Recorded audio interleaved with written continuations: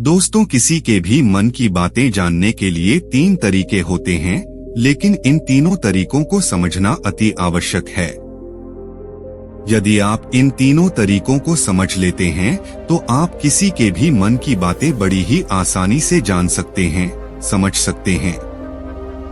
तो चलिए इसे एक बुद्ध कहानी के माध्यम से समझते हैं कि किस तरह से आप दूसरों की मन की बातें जान सकते हैं, समझ सकते हैं। बहुत समय पहले की बात है। एक छोटा सा गांव था। उस गांव में 2 भाई रहा करते थे। बड़ा भाई अंधा था, जिसके कारण वो हमेशा घर पर ही बैठा रहता था और छोटा भाई खेती किया करता था। लेकिन खेतों में अधिक जानवर आने से पूरी फसलें नष्ट हो जाती थी, जिस कारण छोटा भाई बहुत परेशान हो चुका था। तभी उसे एक तरकीब सूझी। एक दिन उसने सोचा, खेतों में से इन जानवरों को भगाने के लिए क्यों ना मैं अपने बड़े भाई की मदद लूं। वैसे भी बड़े भैया अंधे, अगर वह खेत में बैठे रहेंगे और जानवरों की आहट आने पर वह उन्हें जोर से चिल्लाकर भगा सकते हैं, जिससे हमारी फसलें बच सकती है। इसलिए उन्हें मैं खेत में बिठा देता हूँ। ये सब सोच विचार करने के बाद उसने अपने खेत में ही एक छोटी सी झोपड़ी तैयार की और अपने अंधे भाई को उस खेत में बैठा दिया और उनसे कहा, भैया, यदि कोई जानवर की आहट आपको सुनाई दे तो आप जोर जोर से चिल्लाना। यह सुनकर वह जानवर यहाँ से भाग जाएंगे और हमारी फसलें नष्ट होने से बच जाएगी। बड़ा भाई अपने छोटे भाई की बात मान लेता है और वो उस दिन से खेत में ही रहना शुरू कर देता है। जब भी किसी जानवर की आहट उसे सुनाई देती तो वो तुरंत जोर जोर से चिल्लाना शुरू कर देता, जिससे वह जानवर उसके खेतों से भाग जाते। ऐसा करते करते कई दिन बीत चुके थे। तभी एक दिन उसके खेत में एक हिरण भागता हुआ था है और वह खेत के बांध को तोड़कर वहां से भाग गया। लेकिन उसी हिरण का पीछा करते हुए एक राजा भी उस खेत में आ पहुंचा। तभी राजा की नजर उस अंधे भाई पर पड़ती है। राजा उस व्यक्ति से कहता है, देखो, मैं यहाँ पर एक जानवर का पीछा करते हुए आया हूँ। क्या तुमने उस जानवर को यहाँ पर देखा है? इस पर वो व्यक्ति कहता है राजन, मैं तो अंधा हूँ। मैं भला किसी जानवर को कैसे देख सकता हूँ? लेकिन मैं आपको इतना जरूर बता सकता हूँ कि जो जानवर मेरे खेतों से होकर भागा है वह आपके लायक नहीं है। आप उसके पीछे अपना समय यूं ही व्यस्त कर रहे हैं। राजा उस अंधे व्यक्ति की बात सुनकर बड़ा अचरज में पड़ गया। वो ये सोचने लगा कि आखिर यह तो अंधा है, फिर इसे कैसे पता कि जिसे हिरण को मैं तलाश रहा हूँ वह हिरण मेरे लायक है ही नहीं। यह अंधा व्यक्ति मुझे कैसे बता सकता है? तभी राजा उस अंधे व्यक्ति से कहता है, कहीं तुम मुझसे झूठ तो नहीं कह रहे हैं? एक तरफ तुम ये कहते हो कि तुम अंधे हो और दूसरी तरफ तुम ये भी कह रहे हो कि जो जानवर यहाँ से भागा है वो मेरे लायक नहीं है। इस पर वो अंधा व्यक्ति कहता है, हे राजन, जिसे आप एक हिरण समझ रहे हैं, असल में वह एक हिरण नहीं है बल्कि एक हिरनी है, और वह भी गर्भवती है। और जहाँ तक मुझे ज्ञान है, मैंने कभी सी राजा को किसी गर्भवती हिरनी का शिकार करते हुए नहीं सुना है, और इसी कारण मैं यह कह रहा हूँ कि वो आपके लायक नहीं है। आप उसके पीछे अपना समय व्यर्थ ना करें। यह सुनकर राजा और भी अचरज में पड़ गया। वो ये सोचने लगा कि आखिर ये अंधा आदमी यह कैसे जान सकता है कि वो हिरनी है और गर्भवती है। राजा कुछ देर सोच विचार करने के बाद अपने सेनापति से कहता है, सेनापति जी, मुझे वो जानवर जिंदा चाहिए, क्योंकि मुझे यह पता करना है क्या वो हिरनी है और क्या वह गर्भवती है, क्योंकि यह अंधा आदमी बहुत विश्वास के साथ कह रहा है और मुझे इस बात की पुष्टि करनी है। यदि वह हिरनी हुई और गर्भवती हुई तो वह हमारे शिकार के लायक नहीं है, क्योंकि हम तो एक हिरण का पीछा कर रहे थे। इसलिए जाओ और पता करो कि क्या वो हिरनी है।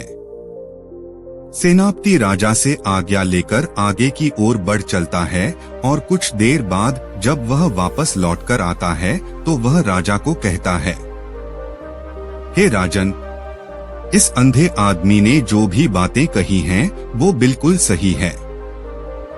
वो एक हिरनी ही है और वह गर्भवती भी है। यह सुनकर राजा आश्चर्यचकित रह गया।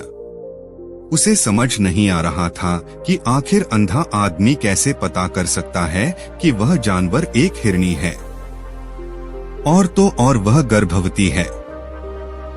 भला एक अंधा आदमी यह कैसे देख सकता है, यह कैसे जान सकता है? आखिर इससे यह कैसे पता चला? ऐसे कई सारे प्रश्न अब राजा के मन में उमड़ने लगे।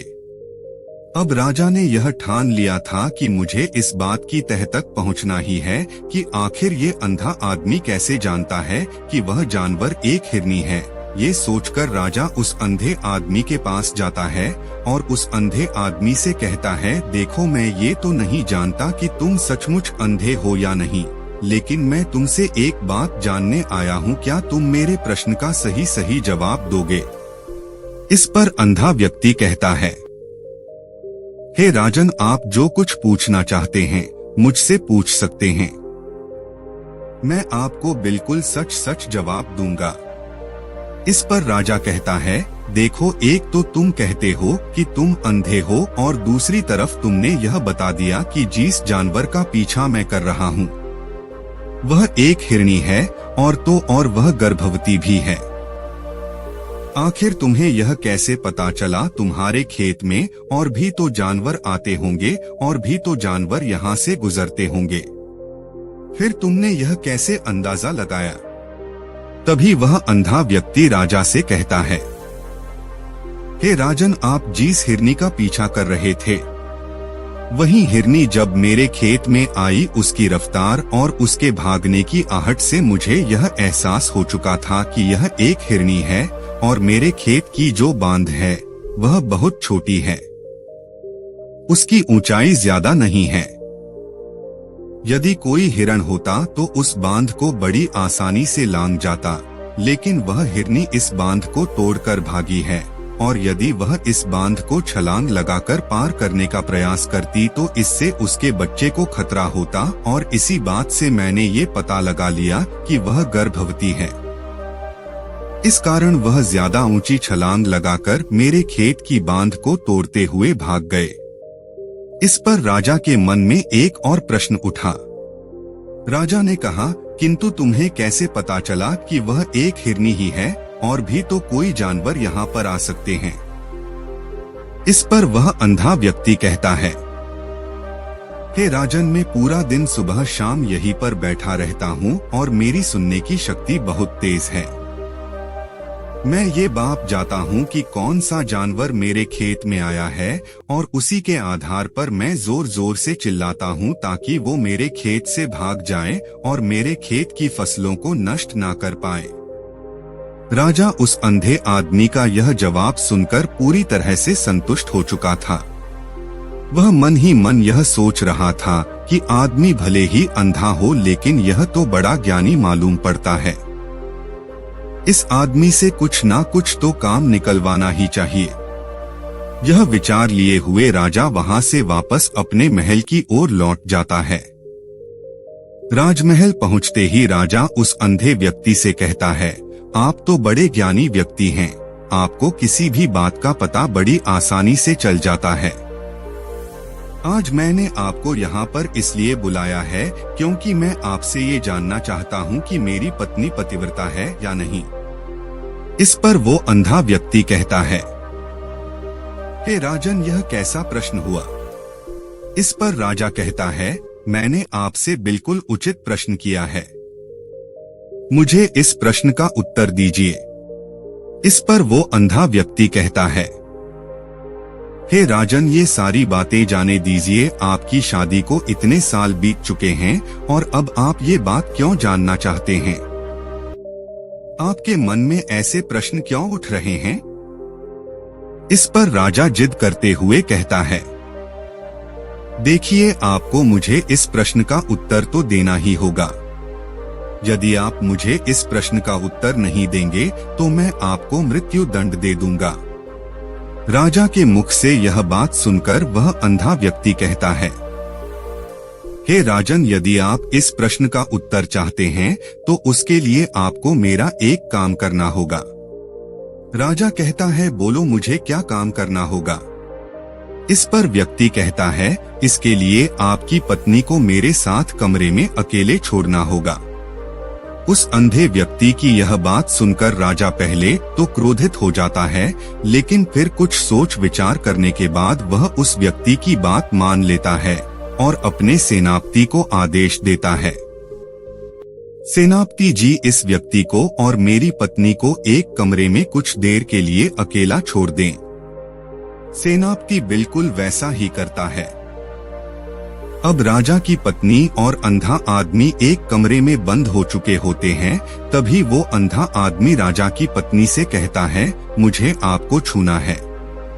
इस बात पर रानी अत्यधिक क्रोधित हो जाती है और उस अंधे आदमी को वो पकड़ कर पीटने लगती है, कभी हाथों से तो कभी लातों से तो कभी पटक कर। इस तरह से उन्होंने उस अंधे आदमी की खूब पिटाई की।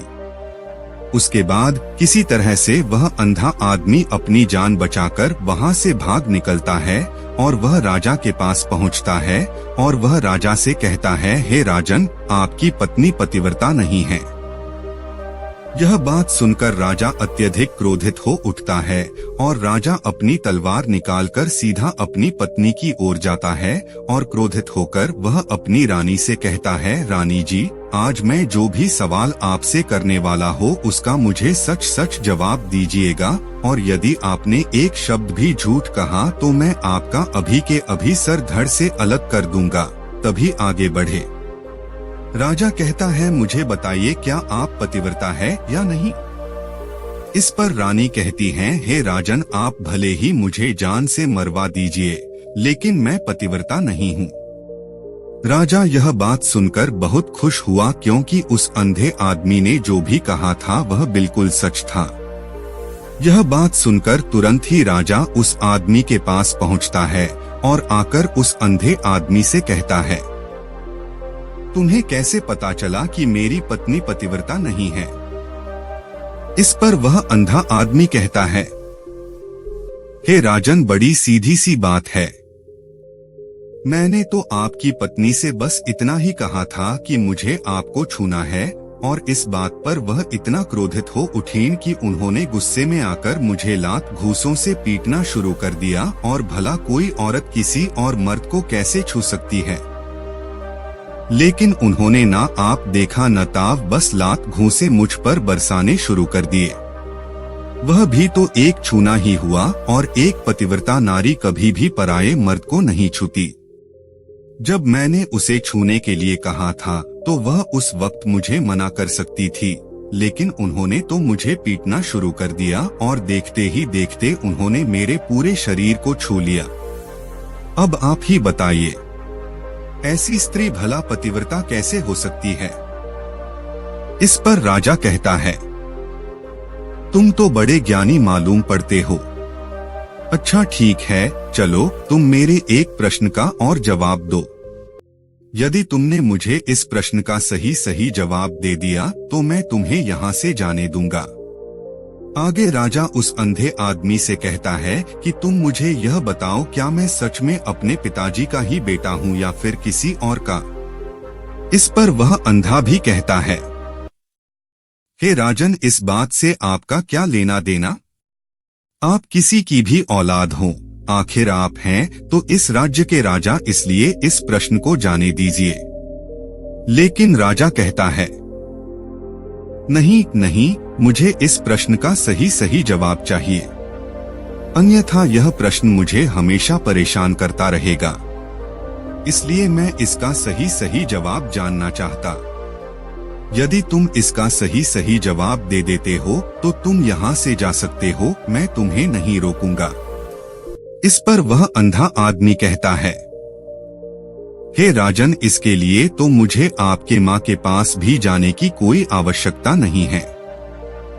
मैं आपको अभी अभी यह बता सकता हूँ कि आप किसकी औलाद हैं, लेकिन उससे पहले मैं चाहता हूँ कि आप मुझसे एक वादा करें कि आप मुझ पर क्रोध नहीं करेंगे। राजन ने कहा, मैं तुमसे वादा करता हूँ, मैं तुम पर क्रोध नहीं करूँगा। इसके बाद वह अंधा आदमी राजा से कहता है, हे राजन, आप हैं तो अपने ही पिता के पुत्र, लेकिन आप पर एक कंजूस सेठ की छाया पड़ी हुई है। यह सुन राजा बहुत क्रोधित हो उठा और वह तुरंत तलवार निकालकर अपनी माँ के पास जा पहुँचा। वह वहाँ पर पहुँचने के बाद अपनी माँ से कहता है, माँ, मुझे सच सच बताइए, क्या मैं अपने ही पिता का पुत्र हूँ या नहीं? यदि आपने मुझे सही सही नहीं बताया तो वह यहीं पर अपने प्राण त्याग दूंगा। मुझे बताओ, क्या सच है? इस पर उस राजा की माँ कहती, बेटा, तू है तो अपने ही पिता का पुत्र, लेकिन तुम्हारे ऊपर एक कंजूस सेठ की छाया पड़ी हुई है। जब मैं एक बार नहाने के बाद अपना मुंह आईने में देख रही थी, तभी उस कांच के पीछे मुझे एक कंजूस सेठ नजर आता है और उसी की छाया तुम पर पड़ चुकी है।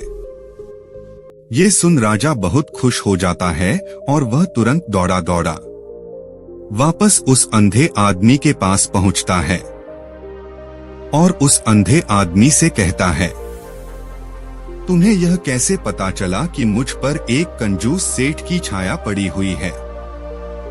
इस पर वह आदमी कहता है, राजन, आपने मुझसे कई सारे सवाल पूछे जिनका जवाब मैंने आपको सही सही दिया है। यदि कोई और राजा होता तो मुझे इसके बदले में ढेरों सारे इनाम मिल चुके होते, लेकिन अब तक आपने एक फूटी कौड़ी तक नहीं दी है। इस बात से ही मैंने अंदाजा लगा लिया था कि आप बहुत कंजूस हो।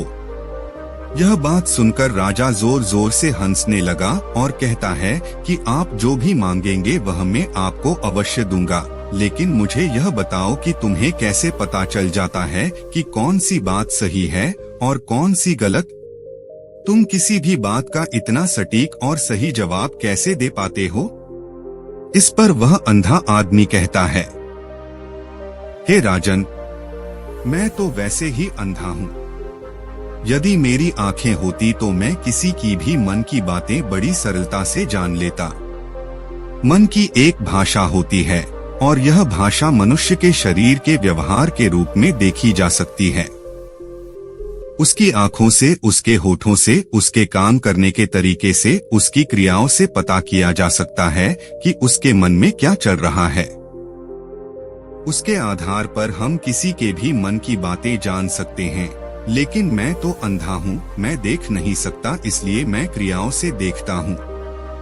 यदि मुझे कोई बात जाननी हो तो अगले आदमी को कुछ काम देना पड़ता है, जिस पर वह व्यक्ति किस प्रकार काम करता है, किस तरीके से इस काम को करता है, उसके आधार पर ही मैं यह पता कर पाता हूँ कि उसके मन में क्या चल रहा है।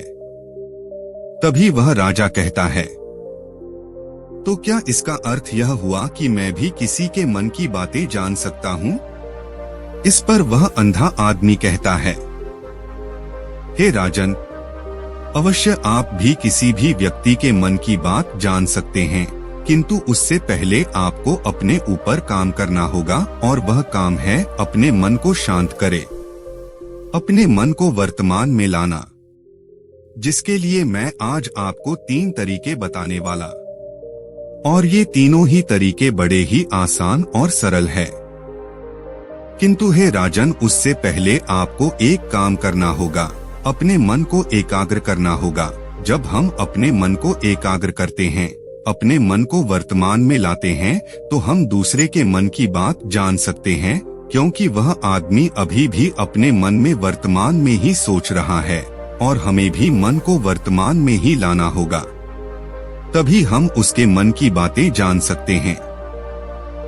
यदि हम अतीत में हुई घटनाओं के बारे में सोच रहे हैं, तो वह जो अगला आदमी वर्तमान में सोच रहा है, वर्तमान में अपने मन में बात कर रहा है, वह हम कैसे जान पाएंगे? क्योंकि हम तो अतीत की घटनाओं में डूबे हुए हैं।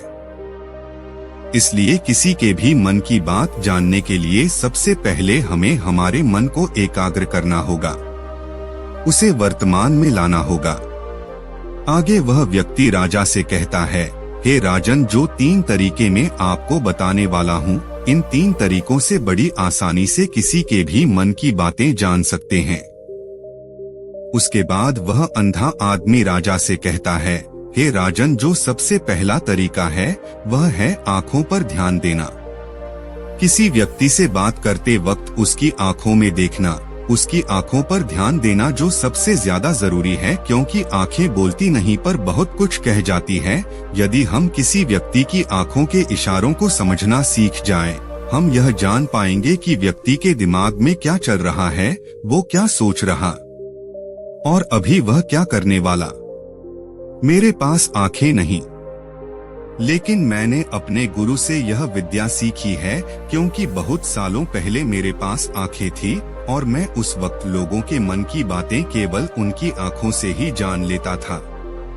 इसलिए यदि आप भी दूसरों की मन की बातें जानना चाहते हैं, तो आपको भी उनकी आंखों पर गौर करना चाहिए, जैसे कि उनका आकार कैसा है, वह कब, कहां और किधर देख रहे हैं।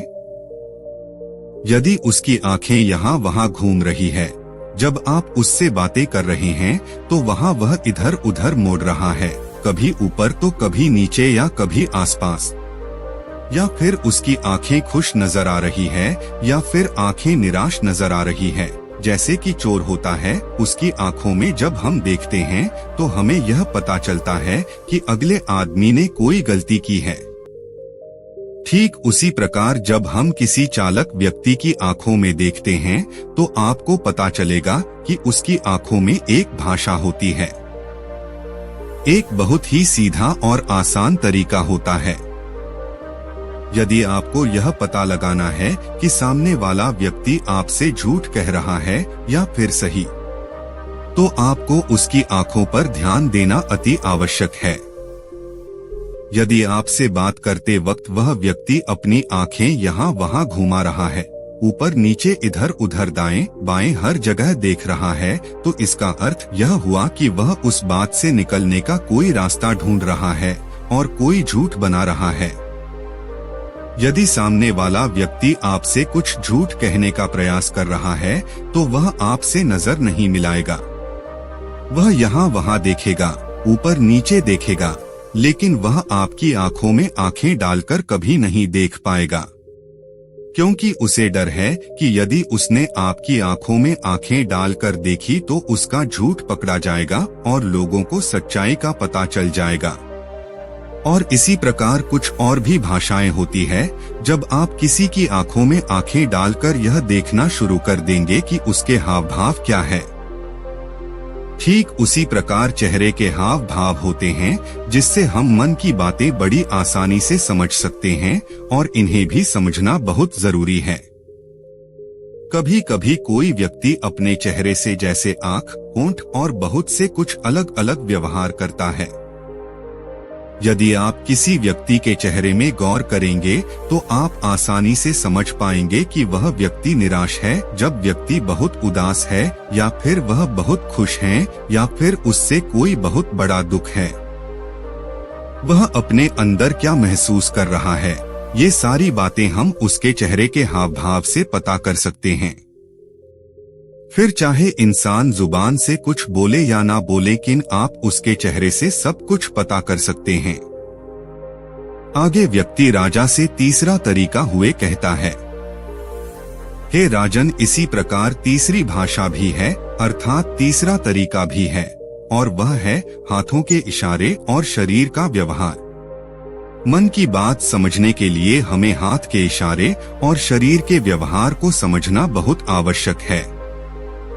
कोई व्यक्ति जब बात करता है तो आपने देखा होगा कि वो अपने हाथों को हिलाता रहता है, अपने हाथों से इशारा करता रहता है। बातों के साथ साथ अपना शरीर का जो व्यवहार है अर्थात बॉडी लैंग्वेज, उसका भी पूरा उपयोग करता है, जिससे हमें यह पता चल पाता है कि वह व्यक्ति हमारी बातों पर कितना ध्यान दे रहा है और उसके मन में क्या चल रहा है। शरीर के व्यवहार को देखने के लिए उसके हाथ मटकाने, शरीर मटकाने और चेहरे पर बार बार हाथ लाल, हाथों का एक दूसरे से मसलना, ऐसी बहुत सी क्रियाएं होती है। उस पर हमें ध्यान देना अति आवश्यक है। मन की बात को समझने के लिए हमें शरीर के व्यवहार को भी समझना पड़ता है।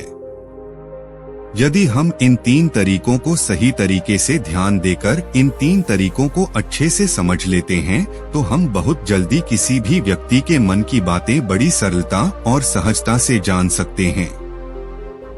इसलिए यदि आपको किसी के मन की बातें जानी है तो आपको उसकी आंखों पर, उसके चेहरे पर, उसके शरीर के हाव भाव को और उसके हाथों को ध्यानपूर्वक देखना और समझना होगा, जिससे आप यह समझ पाएंगे ये आखिरकार उसके मन में क्या चल रहा है और वह क्या सोच रहा है। लेकिन उनसे पहले आपको अपने मन को एकाग्र करना होगा, शांत करना होगा और अपने मन को वर्तमान में लाना होगा। तभी आप उस व्यक्ति की इन सभी क्रियाओं पर ध्यान दे पाएंगे, उन्हें समझ पाएंगे। अन्यथा आप यदि अतीत की घटनाओं में व्यस्त हैं, भविष्य की योजनाओं में व्यस्त हैं, तो आप उस व्यक्ति के हाव भाव पर कभी ध्यान ही नहीं पाएंगे और न ही आप कभी यह समझ पाएंगे कि आखिर उस व्यक्ति के मन में क्या चल रहा है, वह क्या सोच रहा है। आपने देखा होगा कि ऐसे कई बड़े संत महात्मा हैं जो बड़ी ही शांति से आपको देखते हैं और आपको देखकर ही यह बता देते हैं कि आपके मन में क्या चल रहा है, आप उनसे क्या जानने आए हैं। और इसका सबसे बड़ा प्रमुख कारण यही है कि वह आपको पढ़ सकते हैं, आपको समझ सकते हैं, आपकी मन की बातें जान सकते हैं, क्योंकि उनका मन एकाग्र है, शांत है और यही कारण है कि वह आपके मन की बातें बड़ी सरलता से समझ जाते हैं। आइए एक दूसरी कहानी से समझते हैं। एक सम्राट का बेटा जब बड़ा हुआ तो सम्राट ने अपने बेटे को ध्यान की शिक्षा के लिए एक जापानी गुरु के पास भेज दिया। जापानी गुरु बड़ा अजीब था। उसके आश्रम के बाहर की तख्ती पर लिखा था, यहाँ तलवार चलानी सिखाई जाती है। सम्राट का बेटा इसे देखकर हैरान हुआ कि मेरे पिता ने तो मुझे ध्यान सीखने के लिए भेजा है, लेकिन यहाँ तो कुछ और ही चल रहा है। गुरु ने लड़के से कहा कि तुम कुछ दिन यहाँ आश्रम में रह लो, जब सही समय आएगा तो मैं तुम्हारी शिक्षा शुरू कर दूंगा। ऐसे ही महीनों बीत गए। एक दिन गुरु आए और बैठे हुए शिष्य पर लकड़ी की मदद से पीछे से हमला किया। शिष्य दर्द से चिल्लाने लगा और गुरु से बोला, मुझे तो आप पागल लगते हो, मुझे यहाँ शिक्षा के लिए भेजा गया है और आप मुझ पर वार कर रहे हो। गुरु ने कहा, आज से तेरी शिक्षा शुरू, अब तू ध्यान रखना, सजग रहना, किसी भी समय मैं तुझ पर वार कर सकता हूँ। दिन बीतते गए। गुरु दिन भर में उस पर कई वार करता। शिष्य कुछ वारों से बच जाता लेकिन कुछ से नहीं बच पाता। 3 महीने बाद शिष्य इतना सजग हो गया कि वो गुरु के पैरों की आवाज भी दूर से सुन लेता कि गुरु मेरे पास आ रहे हैं। अब गुरु उस पर एक भी वार न कर पाते। अब गुरु ने कहा, तेरी दूसरी परीक्षा है कि अब नींद में भी ध्यान रखना, नींद में भी तुझ पर वार हो सकते हैं। अब शिष्य पर कुछ दिन नींद में भी वार हुए, लेकिन फिर शिष्य नींद में भी सजग रहने लगा। अब नींद में भी गुरु पास आते तो उसे पता चल जाता। देखते देखते 6 महीनों में उस शिष्य का ध्यान और होश बढ़ गया। एक दिन गुरु साधना कर रहे थे, तभी शिष्य ने सोचा, गुरु ने मुझे इतनी बार मारा है, क्यों न आज गुरु की परीक्षा ली जाए कि आखिर इनका ध्यान कितना सजग है।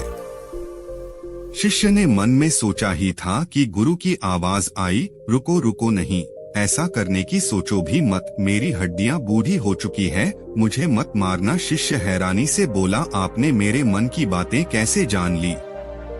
गुरु ने कहा, बेटा अब मेरा मन इतना शांत और ध्यान इतना सजग हो चुका है कि मैं अब दूसरों की भावनाओं और मन के विचारों को पढ़ लेता हूँ। बेटा अपने सम्राट पिता के महल वापस लौट आया। पिता ने पूछा, कैसे थे तुम्हारे गुरु? बेटे ने कहा, गुरु ने मुझे तलवार चलाना तो नहीं सिखाया, लेकिन अब कोई मुझ पर वार नहीं कर सकता। मेरा ध्यान इतना सजग और तीव्र हो चुका है। दोस्तों, एक शांत मन आपके जीवन में ध्यान को जन्म देता है। जितना गहरा आपका ध्यान रहेगा, उसी लेवल पर आप चीजों को याद रख पाओगे। शांत मन में इतनी ताकत होती है कि आप दूसरों के दिमाग को पढ़ना भी सीख जाओगे। इसलिए हर दिन सजग रहने के लिए ध्यान करो। ध्यान से आपके दिमाग में स्थित कई बंद छिद्र खुलते हैं। और आपकी इंटेलिजेंस बढ़ती है। तो दोस्तों, उम्मीद करता हूँ आपको इस कहानी से एक अच्छी सीख मिली होगी। यह कहानी आपको कैसी लगी हमें कमेंट बॉक्स में कमेंट करके जरूर बताएं और इस कहानी को अपने दोस्तों के साथ जरूर शेयर करें ताकि उन्हें भी इस कहानी से कुछ सीखने को मिल सके। धन्यवाद।